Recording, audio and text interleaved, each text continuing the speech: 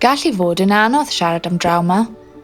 Piai yn rhywbeth rydych chi'n ei brofi'n bersonol neu sy'n digwydd i rywun agos atoch chi. Dychmygwch fynd trwy brofiad anodd sy'n gadael effaith barhaol ar eich lles meddyliol ac emosiynol. Mae wedi eich gadael yn teimlo'n llethu, yn bryderus a methu ymdopi.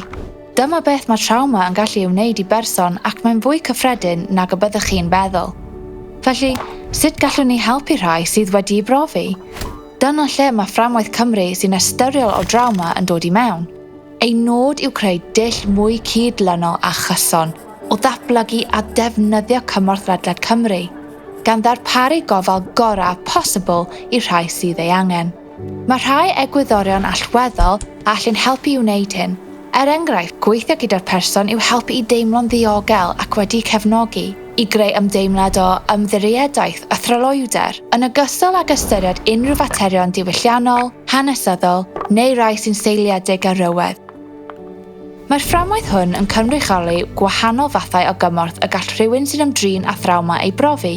Ar ystyr ehangach, mae hyn yn golygu gwella dealltwriaeth pawb o adfyd a thrawma, trwy bwysleisio rôl mae pob un ohonom ni yn ei chwarae wrth greu cymdeithas sy'n ystyriol o drawma.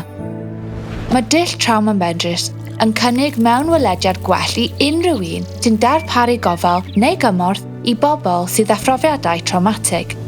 Mae practis trawma well yn hysbysu gweithwyr rhyngflaen sy'n cefnogi yn uniongyrchol adferiad y rhai sydd â phrofiadau traumatig, trwy roi'r offer y mae eu hangen arnynt i helpu pobl i ymdopi. Ac ar gyfer unigolion sydd angen gofal mwy dwys, mae ymyriadau arbenigol ar gael, sy'n ffurf fwy personol o gymorth, ac yn aml wedi'i teilwra ar gyfer anghenion pob person. Drwy Fframwaith Ymarfer Cymru Sy'n Ystyriol o Drawma, bydd unigolion, cymunedau a systemau yn meithrin dealltwriaeth ddyfnach o'i rôl hanfodol wrth helpu i gefnogi rhai sydd â thrawma.